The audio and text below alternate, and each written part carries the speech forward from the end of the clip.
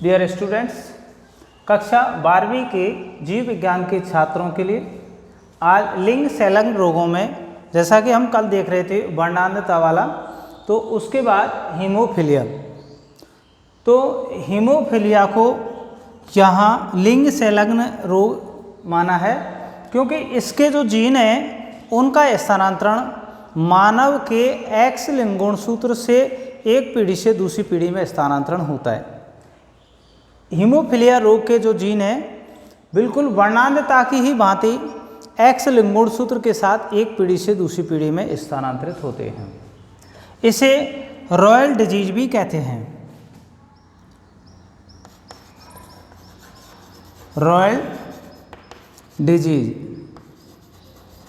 Royal disease कहने का इसका ये भावार्थ है क्योंकि सबसे पहले हीमोफीलिया जो रोग है इसके बारे में इंग्लैंड की पूर्व महारानी विक्टोरिया के राजमहल में उसकी कई पीढ़ियों तक ये बीमारी होती रही और वहाँ इसका पता लगाया था, इसीलिए इसको रॉयल डिजीज के नाम से जाना जाता है।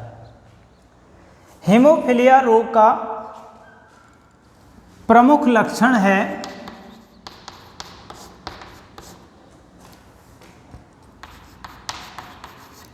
रोगी व्यक्ति को चोट लगने पर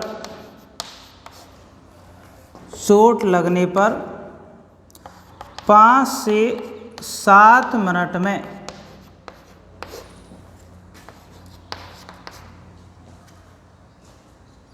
रोगी व्यक्ति को चोट लगने पर 5 से 7 मिनट में रक्त का थक्का नहीं बनता है तो व्यक्ति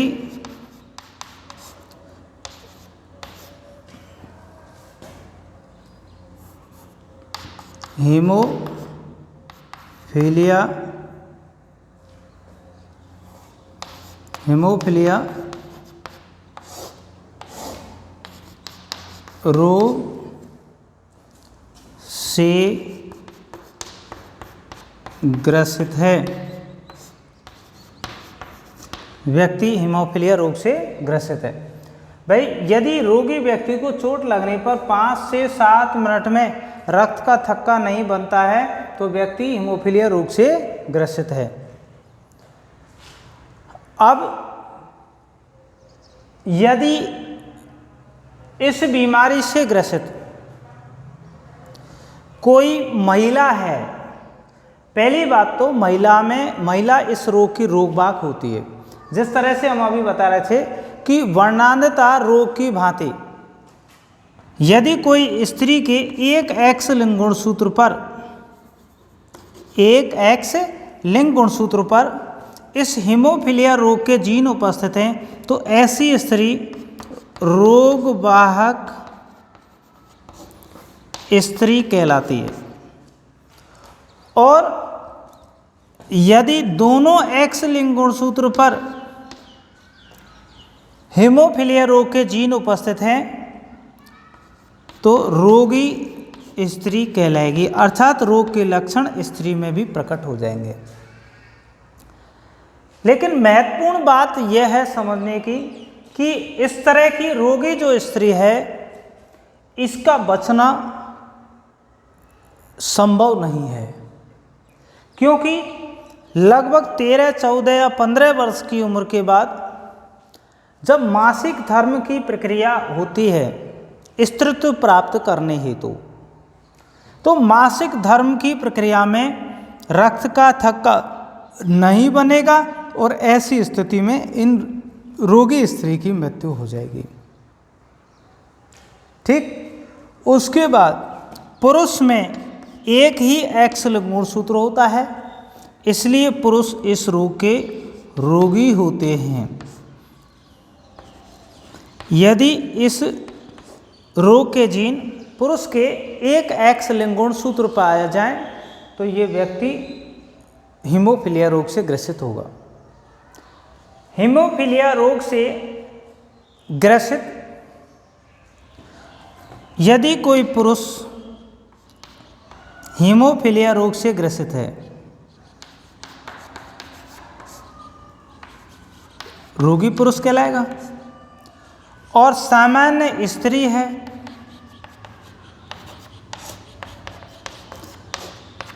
क्वेश्चन इस तरह कह सकते हैं कि सामान्य स्त्री का विवाह यदि हीमोफीलिया रोग से ग्रसित व्यक्ति के साथ कर दिया जाए तो प्राप्त संतति किस प्रकार की होगी।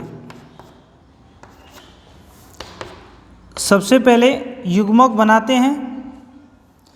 उन युग्मकों में 1 को 3rd के साथ,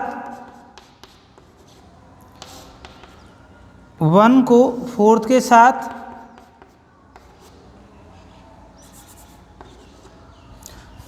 2 को 3rd के साथ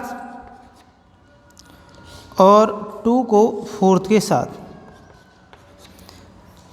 देखिए, यदि हीमोफीलिया से ग्रसित रोगी पुरुष का विवाह यदि सामान्य स्त्री के साथ करवाया जाए तो सभी पुत्री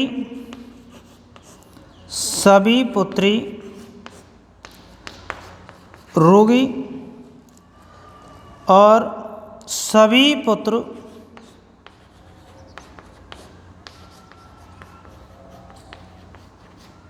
सामान्य प्राप्त होते हैं, जैसा कि आप आरेख चित्र के माध्यम से देख रहे हैं। अब नेक्स्ट एग्जाम्पल इसका,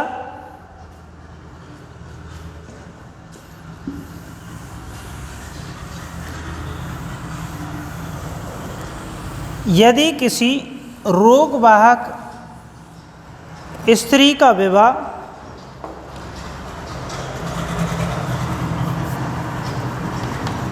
रोगवाहक स्त्री, तो रोगवाहक स्त्री का मतलब एक एक्स लिंक गुणसूत्र पर हीमोफीलिया रोग के जीन उपस्थित होंगे। सामान्य पुरुष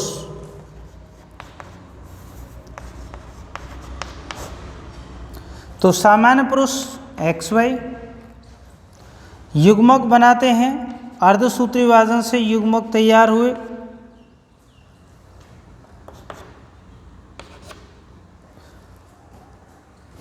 सॉरी, इसको इस तरह कर, 1 को 3rd के साथ, पुनः फिर 1 को 4th के साथ, तो यहाँ पर XX XY, 2 को 3rd के साथ XX XX, 2 को 4th के साथ XY। इसका मतलब 25% पुत्री रोगवाहक,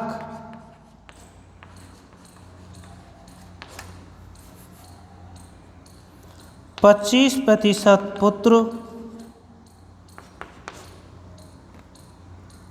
रोगी, 25% पुत्री सामान्य और 25% पुत्र सामान्य प्राप्त होते हैं। अर्थात हम कह सकते हैं कि पुत्रियों में से 50% पुत्री रोगवाहक और बाकी 50% सामान्य। इस प्रकार से हीमोफीलिया रोग का स्थानांतरण एक पीढ़ी से दूसरी पीढ़ी में होता है। फिर इसके बाद नेक्स्ट जो लिंग संलग्न जो डिजीज है वो है सिकल सेल एनीमिया।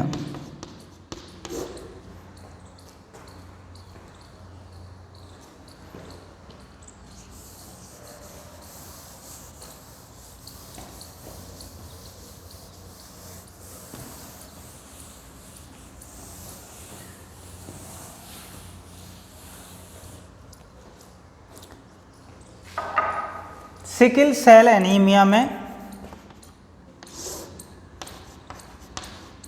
रक्त में उपस्थित आरबीसी की संरचना हसियाकार हो जाती है,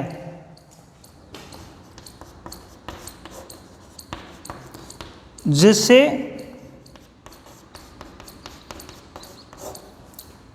O2 का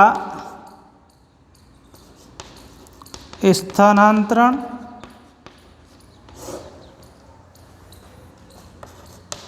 पर्याप्त मात्रा में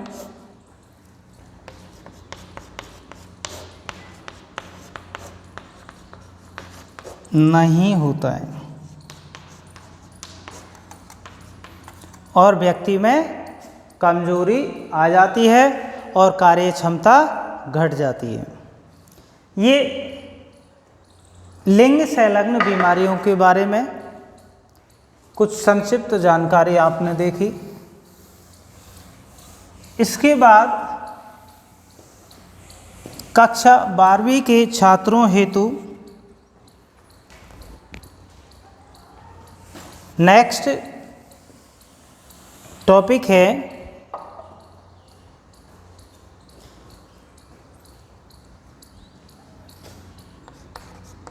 N2 स्थिरीकरण,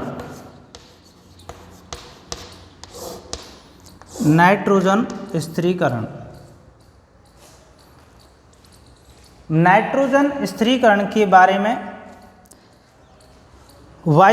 वायुमंडल में 78% नाइट्रोजन उपस्थित होती है। 78% नाइट्रोजन उपस्थित होने के बावजूद भी पेड़ पौधे इस नाइट्रोजन को सीधे ही वायुमंडल से उपयोग में नहीं ले सकते। सीधे उपयोग में नहीं लेने के कारण नाइट्रोजन का यौगिकीकरण करना होता है। तो यहाँ नाइट्रोजन का यौगिकीकरण दो प्रकार से होता है।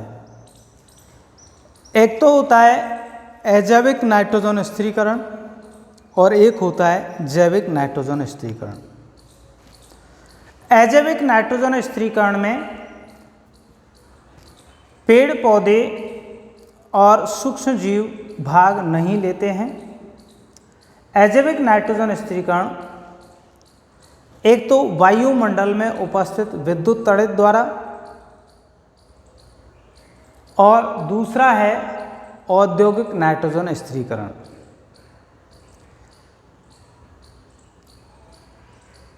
नंबर 1, विद्युत तड़ित द्वारा वातावरण में नाइट्रोजन का स्थिरीकरण का जो प्रोसेसिंग है वो ये है कि जैसे ही आपस में विपरीत आवेश वाले बादल की गर्जना होती है, उन गर्जनाओं के बाद ऊष्मा उत्पन्न होती है, ऊष्मा ऊर्जा और प्रकाशीय ऊर्जा। इस ऊष्मा ऊर्जा और प्रकाशीय ऊर्जा से वातावरण की नाइट्रोजन ऑक्सीजन के साथ क्रिया करके नाइट्रोजन के ऑक्साइड बनाती है। ये नाइट्रोजन के ऑक्साइड नाइट्रोजन के डाइऑक्साइड में बदलते हैं और पुनः ये नाइट्रोजन के डाइऑक्साइड जल वाष्प से क्रिया करके और नाइट्राइट और नाइट्रेट में परिवर्तित हो जाते हैं, जिससे HNO2 और HNO3 का निर्माण होता है। ये एसिड अर्थात नाइट्रिक अम्ल बरसात की बूंदों के साथ ज़मीन पर आ जाते हैं और भूमि में अम्लों की अर्थात नाइट्रोजन का यौगिकीकरण हो जाता है।